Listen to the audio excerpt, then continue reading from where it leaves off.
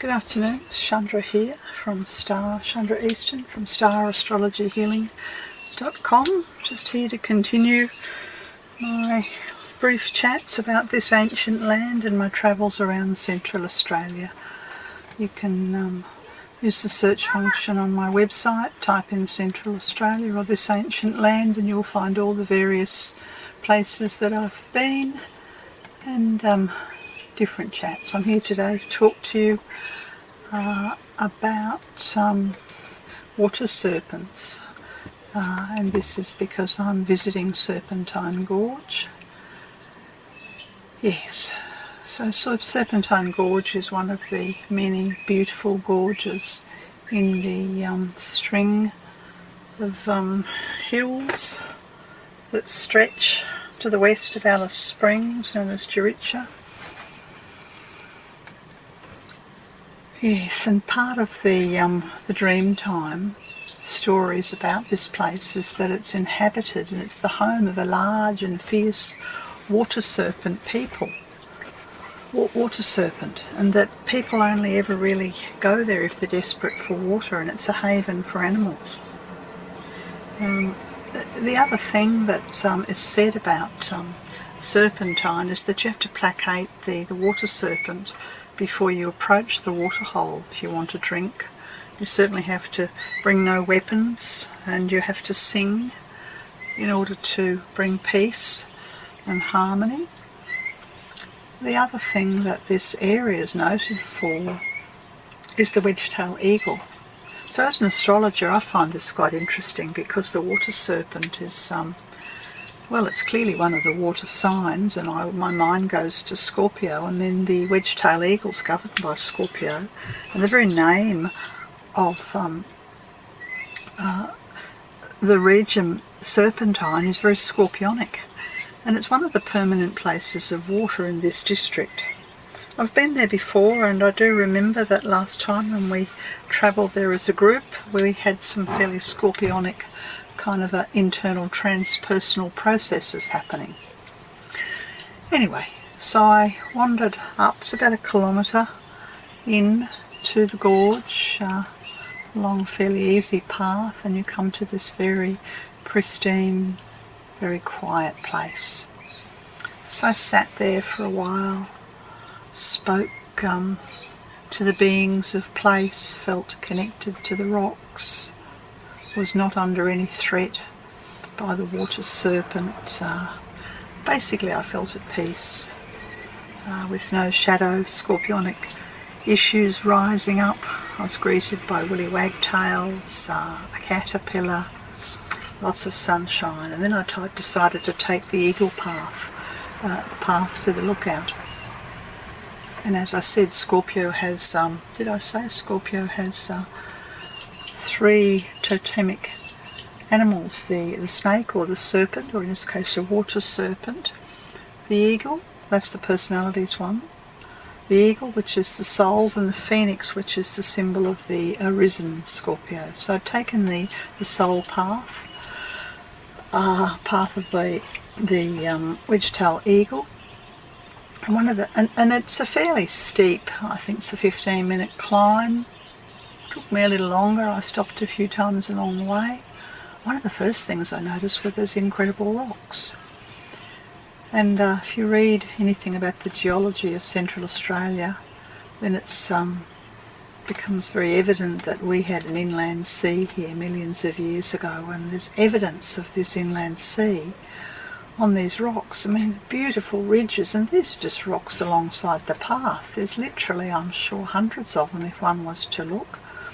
And then I passed what looked to me like a dingo's den, and I'm aware that there are dingoes in the region because there are signs letting people know at the camping grounds, and one of my fellow campers caught a photographic image of a pair of dingoes wandering through the campsite about 1 in the morning on his camera.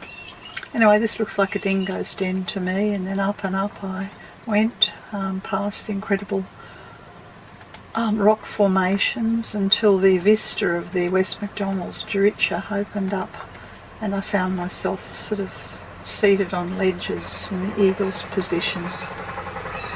when I got up the top, there was a notice board explaining this is a refuge for wildlife, and that some of the wildlife are these spinifex pigeons. Well, I've seen these spinifex pigeons all over Juricha in the various camping grounds I've been at, but I didn't see any up here. They're absolutely beautiful, quite cheeky. They hang around the campsites, so they've got this sort of, banded markings around the neck, and this explains, of course, that the markings are for camouflage, no doubt, against the wedge-tailed eagle. It's a very high vista into the secret valley beyond the mountaintop of Scorpio, and of course esoterically, once we reach the mountaintop of Scorpio, we start looking towards the next mountaintops, that's Sagittarius and Capricorn and Aquarius. So I can see hills rising into the background here. I spent time up here passing the time of day. I actually spent quite a bit of time speaking to a woman who's a doctor at the Alice Springs hospital, working in the drug and alcohol section, completing her training. So we had a very interesting discussion around what life's like in Alice, and also the drug and alcohol. The part of the issues of the Scorpio are these sort of, these deep subconscious addictive patterns that we have. And then as I was walking down the track, I very nearly stepped on a wolf spider.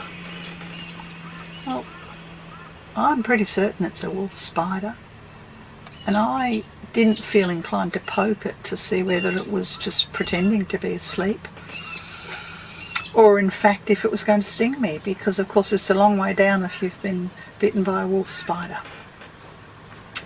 Yes. That's all I wanted to say about Serpentine Gorge, and if you continue on, I suppose it's probably be 100 kilometres, I suppose, going sort of west. You get to the end of the Juricha and cross over a high pass. I think it's called Tyler's Pass.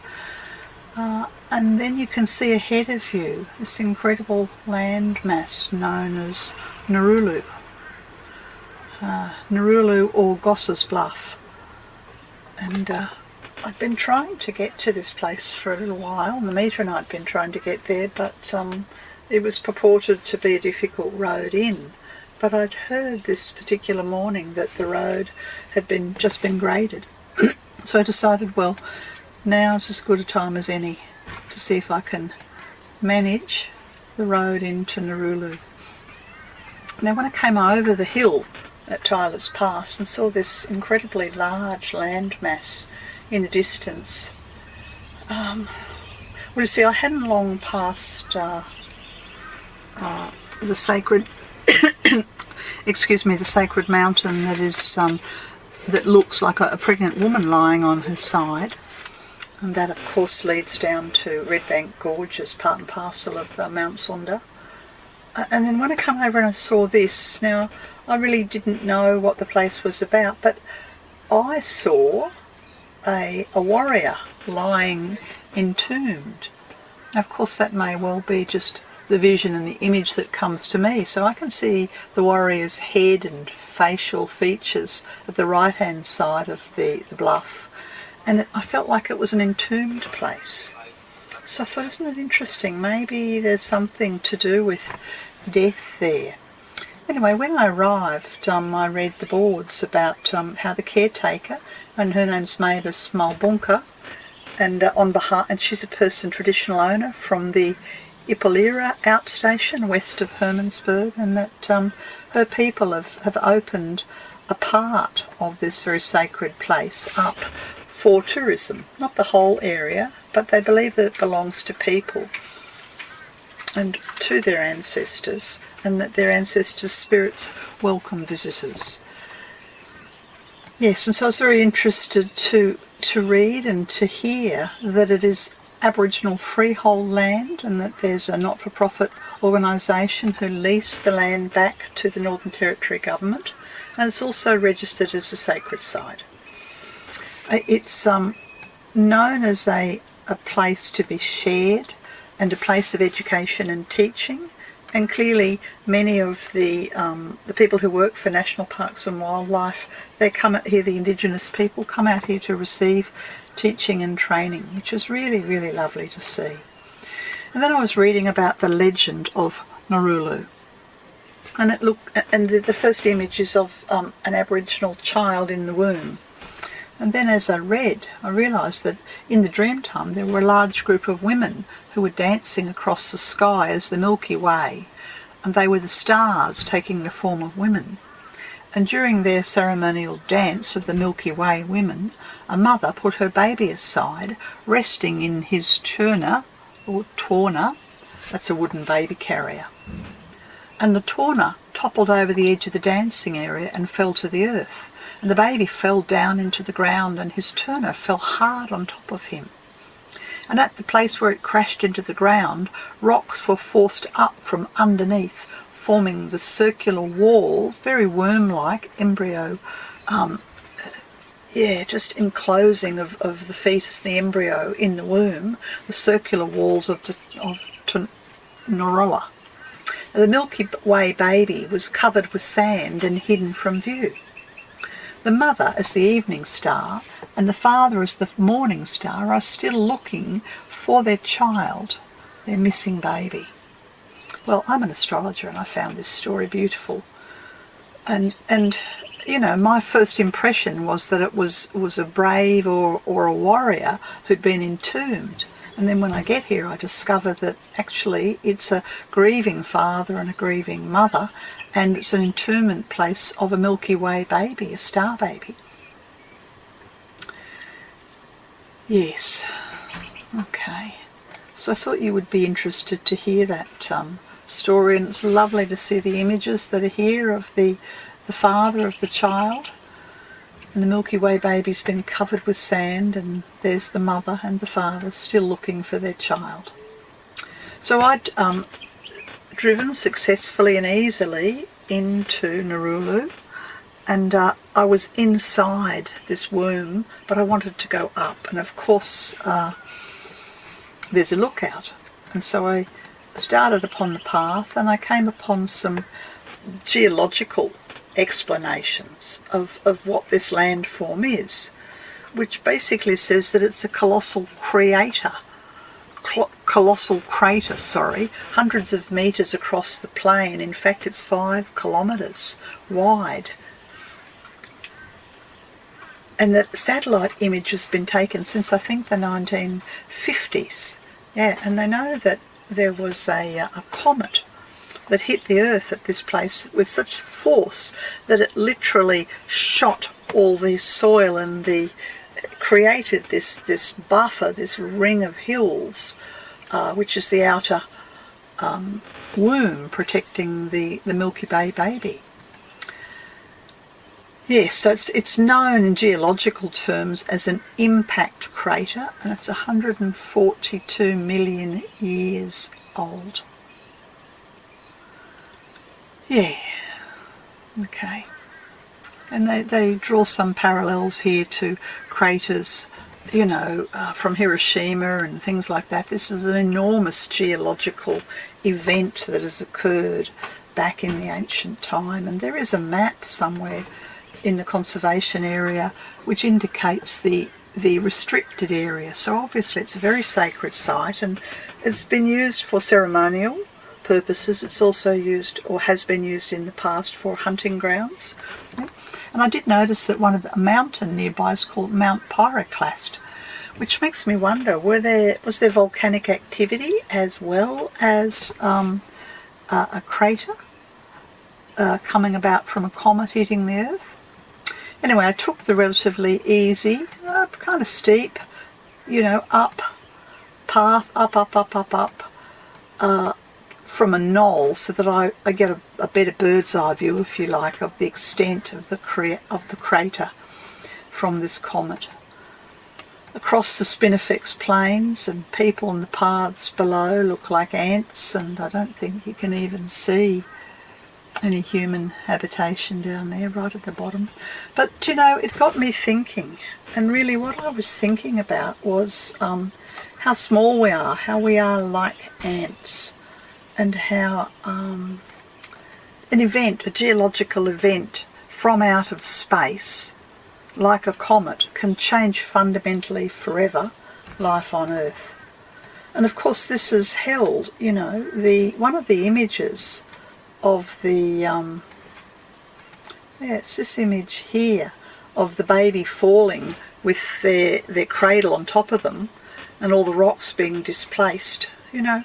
It seems to me that the Dreamtime story of a baby falling from the skies is exactly the same as the geological astronomical story of a comet falling through our atmosphere and crashing into Earth. You know, different stories for the same event. And I'm reminded of the times that we're living in, and the message that came through to me, I don't know, maybe it was Easter out at Katajuta, that change is coming. And I can see here evidence, gigantic evidence of geological change. And so I suppose really that's what I took away from my visit to Nauru, was that at any point in time change can happen. Anyway, that's just, I think that might be the last of my visits to various beautiful sacred places around the west of Alice Springs in the Juricha. This has been Chandra Easton from StarAstrologyHealing.com. Bye for now.